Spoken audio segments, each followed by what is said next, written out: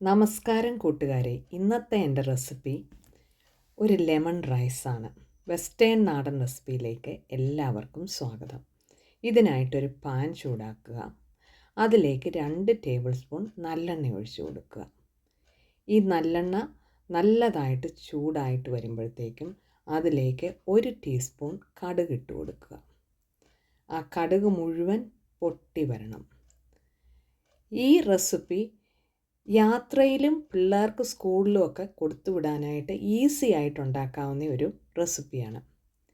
കടുക് പൊട്ടിയതിന് ശേഷം ഇതിലേക്ക് 3 അല്ലി വെളുത്തുള്ളിയും കൂടെ ഇട്ട് കൊടുക്കുക. പിന്നെ 2 ടേബിൾ സ്പൂൺ ഇഞ്ചി ചെറുതായിട്ടരിഞ്ഞതും 1 സവോള നീളത്തിൽ ഇതുപോലെ തന്നെ അരിഞ്ഞതും ഇട്ട് ഒരു മീഡിയം ഹീറ്റിൽ നന്നായിട്ടൊന്ന് വഴറ്റിയെടുക്കുക. എണ്ണ നല്ലെണ്ണയാണ് സാധാരണയായിട്ട് ലെമൺ റൈസിന് ഉപയോഗിക്കുന്നത്.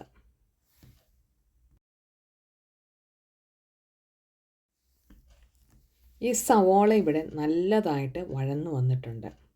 ഇതിലേക്ക് 50 ഗ്രാമോളം നിലക്കടലയും കൂടെ ഇട്ട് കൊടുക്കുക. ഈ നിലക്കടല ഒരു ലോ ഹീറ്റിൽ ഒരു 5 മിനിറ്റോളം നല്ലതായിട്ട് റോസ്റ്റ് ചെയ്തെടുക്കുക. അതിലേക്ക് 2 പഴുത്ത മുളകും കൂടെ ഇട്ട് കൊടുക്കുക. ചോറ് നേരത്തെ തന്നെ വേവിച്ച് വെച്ചിട്ടുണ്ട്. ആ പഴുത്ത മുളകും കൂടെ ഈ നിലക്കടലയുടെ കൂട്ടത്തിലിട്ടിട്ട് നല്ലതായിട്ടൊന്ന് വഴറ്റിയെടുക്കുക. തീ ഏറ്റവും സിമ്മിലേക്കാക്കിയിട്ട് 3 പച്ചമുളക്, ആവശ്യത്തിന് കറിവേപ്പില, 1/4 ടീസ്പൂൺ കായപ്പൊടി, 1/2 ടീസ്പൂൺ മഞ്ഞൾപ്പൊടി, 2 ടീസ്പൂൺ ലെമൺ പൗഡർ. ഇല്ലാത്തവർക്ക് മുഴുവൻ ലെമൺ ജ്യൂസ് ഉപയോഗിച്ചാൽ മതി. ഇതെല്ലാം കൂടെ ഇട്ടിട്ട് വീണ്ടും ഒരു 5 മിനിറ്റ് ലോ ഹീറ്റിലിട്ട് പച്ചമണം മാറുന്നത് വരെ വഴറ്റിയെടുക്കുക. ഇനി നമുക്ക് തീ ഓഫ് ചെയ്യാം. ആ തീയുടെ ചൂടിൽ കിടന്ന് അത് പച്ചമണം മാറി വരും. ഇതിലേക്ക് 2 ടേബിൾ സ്പൂൺ നല്ല കോൺസെൻട്രേറ്റഡ് ആയിട്ടുള്ള ലൈം ജ്യൂസും കൂടെ ഒഴിക്കുക. അല്ലെങ്കിൽ ലെമൺ ജ്യൂസ് ഏതാണോ അവൈലബിൾ ആയിട്ടുള്ളത്. ഇതിലേക്ക് തീ ഇപ്പോഴും ഓഫ് ചെയ്ത് വെച്ചിരിക്കുകയാണ്.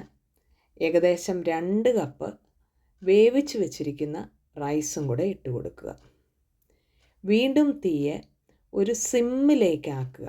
എന്നിട്ട് നല്ലതായിട്ടൊന്ന് ഇളക്കിയെടുക്കുക. ഒരു 7 മിനിറ്റോളം നല്ലതായിട്ട് ഇളക്കിയെടുക്കുമ്പോഴേക്കും ഈ ചോറയിലേക്ക് ഈ സ്പൈസസും ലെമണും എല്ലാം കൂടെ പിടിച്ച് നല്ല രുചിയേറിയ ഒരു ലെമൺ റൈസ് റെഡിയാകും.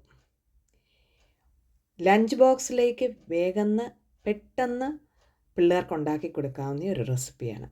ഇത് നിങ്ങൾക്ക് ഇഷ്ടപ്പെട്ടെങ്കിൽ ഒരു ലൈക്ക് തരാൻ മറക്കരുതേ. ആദ്യമായിട്ട് കാണുന്നവരെ ഒന്ന് സബ്സ്ക്രൈബ് ചെയ്ത് സപ്പോർട്ട് ചെയ്യുക. ഫ്രണ്ട്സിലേക്കും കൂടെ ഒന്ന് ഷെയർ ചെയ്ത് കൊടുക്കുക. Thanks for watching. Signing off Shaina Thomas. ഉടനെ അടുത്ത വീഡിയോയുമായിട്ട് നിങ്ങളുടെ അരികിലേക്ക് വരുന്നതായിരിക്കും. Thank you.